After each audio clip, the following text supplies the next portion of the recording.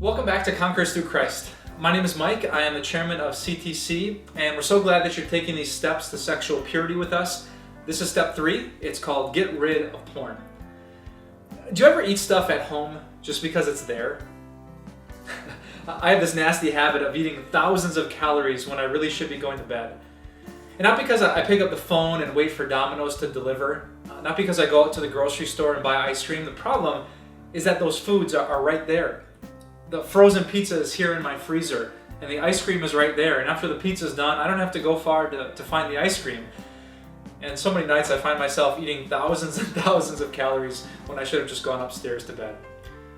This is why nutritional experts will tell you that if you really want to make a change in your diet, you have to get rid of that food.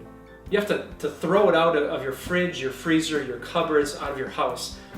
Because until you have the willpower to say no, you need to make it really, really difficult to say yes.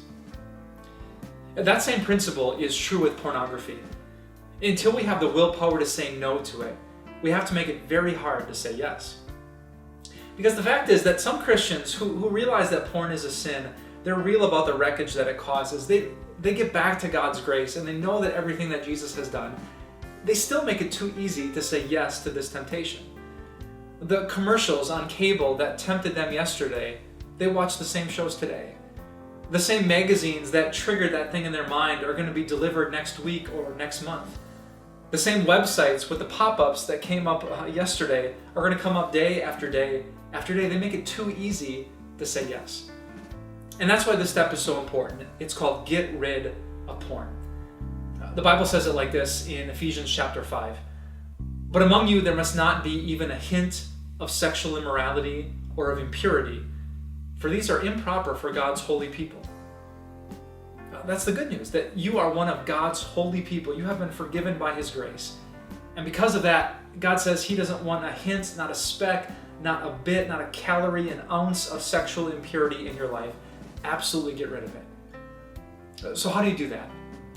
Well, whatever triggers you, whatever tempts you, get rid of it.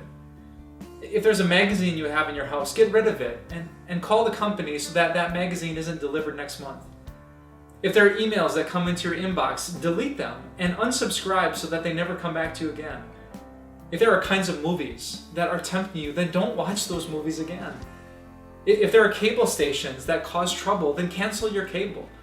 If the computer downstairs in a room that no one can see you is the place that you fall into temptation, move that computer to a different spot.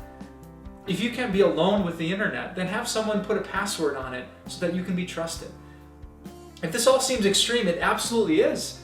But until you have the spiritual power to say no, you have to make it so hard to say yes. See, I want you to do what this guy did. I heard of a guy once who froze his credit card inside a block of ice. If it seems pretty extreme, it kind of is. But here was his thinking. He knew that when he faced a financial temptation to buy something that he would end up regretting, he so often did it. He'd just pick up his credit card and do it without thinking. So he decided to put his credit card in this block of ice. And whenever he wanted to buy something, he'd take it out of the freezer, set it on the counter, and wait. And he would wait, and wait, and wait, and think. And if after all the time it took for that ice to melt till the credit card was available, if after all that time he still wanted to charge it, well then he would buy it. He knew his weakness, and so he made it very hard to say yes until he had his own strength to say no. This step is about you doing the exact same thing. Getting porn out of your life and out of your house won't make it impossible to lust or to fall into sexual temptation, but it will make it very, very hard to say yes. Get rid of porn, and you've taken the next step to conquering it through Christ.